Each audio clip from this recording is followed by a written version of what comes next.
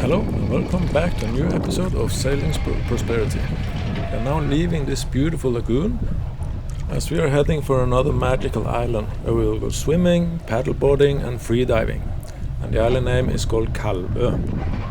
As you can see, this place is starting to get quite crowded, so we figured this would be a good time to leave this lagoon.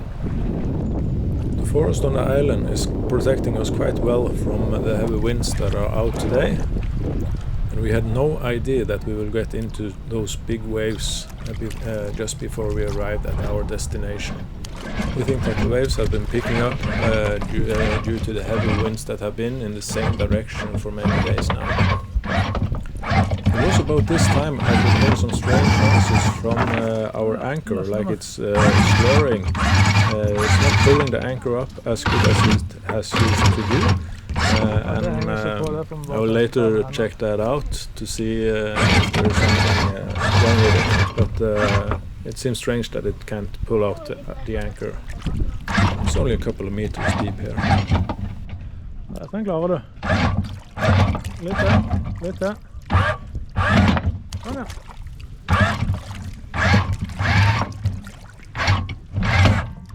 Skal ta og feste deg. Welcome to Sailing Prosperity. We are a family of 5 from Norway who absolutely love sailing around and embarking on new adventures. Here we have 12-year-old Selina, and this is 9-year-old Victoria.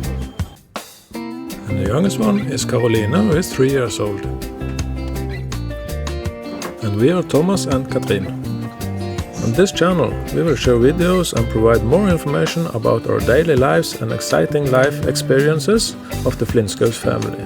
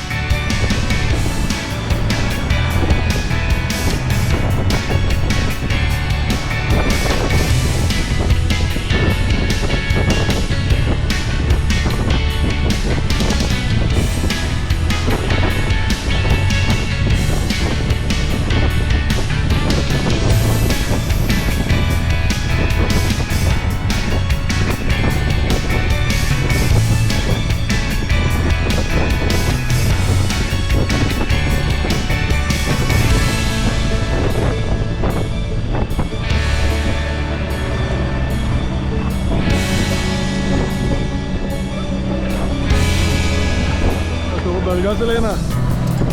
Er det store bølger?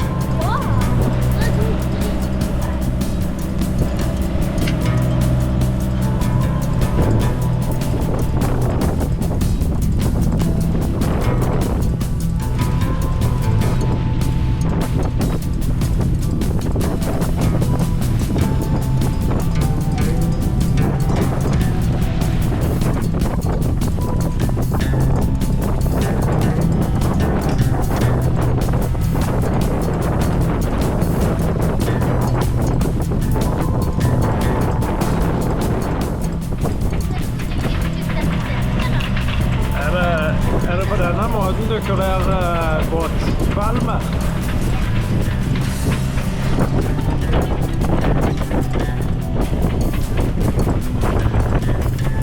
En gang båten kommer frem til disse bølgene.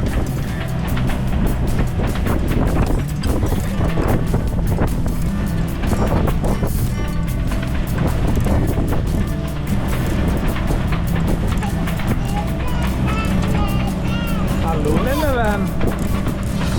Nei, har du også fått deg en liten snopeskål?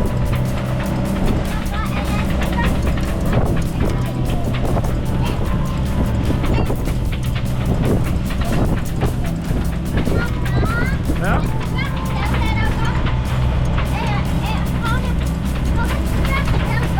Nei, det har gått 10 minutter. Det var 5 minutter igjen.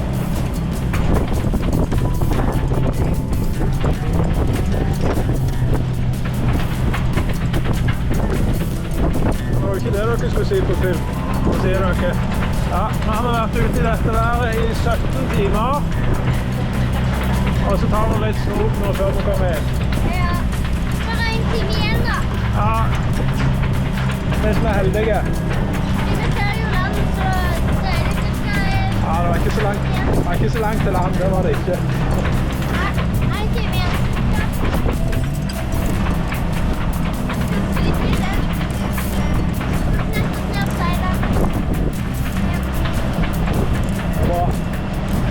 And it was at this time, when we passed the last islands, it became really bad.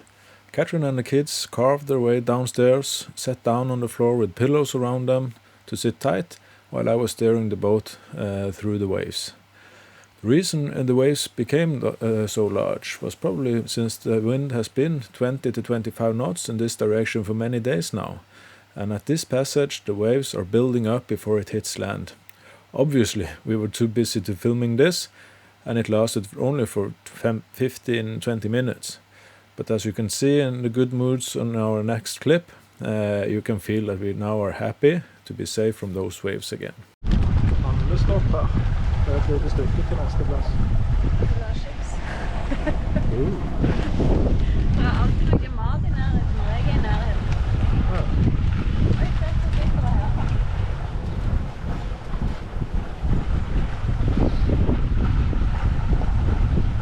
Han tar en seil, og så er det en butikk her, mener jeg på. Ja, så trenger smør. Så litt pålegg. Vi tar den litt kjapt da.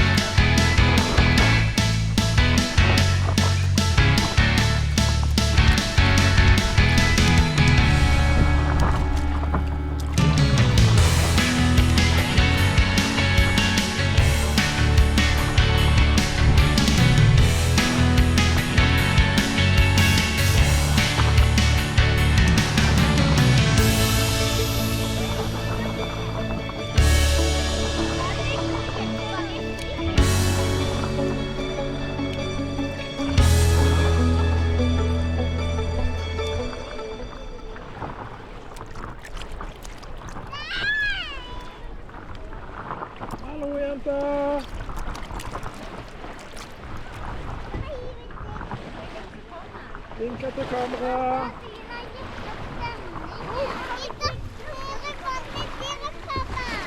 Oi da.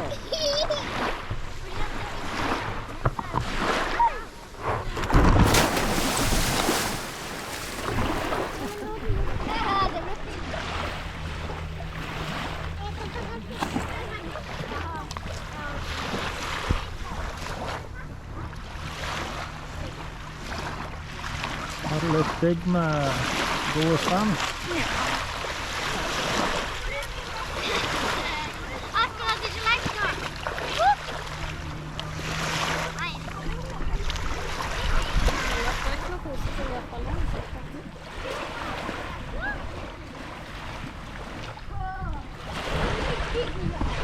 Ja.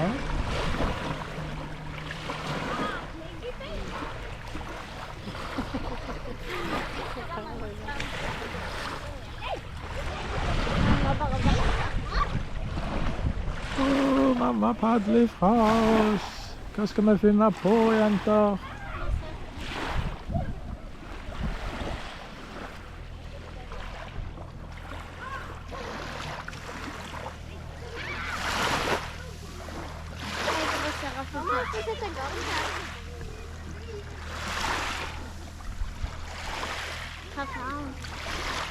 Men du kan fiske fra båten hvis du vil.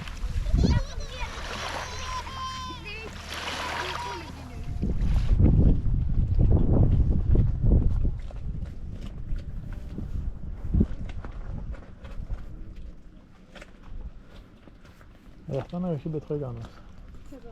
At de padler inn i evigheten, så skal du snorkle etter dem.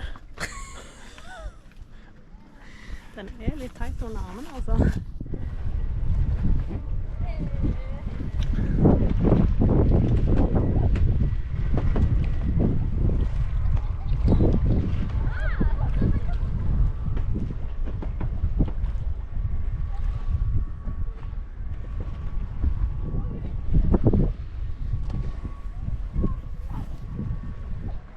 Sjekk. Finner du noen anker? Finner du noen anker?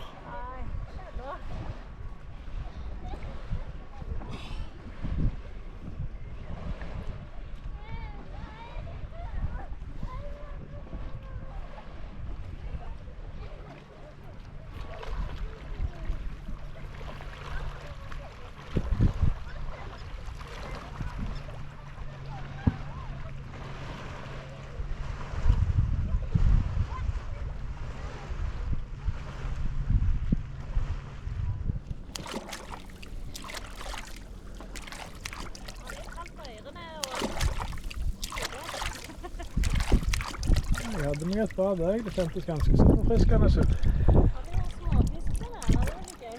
Ja, ja. Lære skjell. Ja. Den seisen.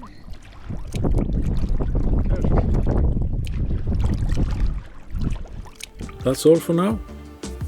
If you enjoyed the video, please hit the thumbs up and subscribe if you want to see more from us. And if you hit the alert button as well, you will get notified whenever we release a new video.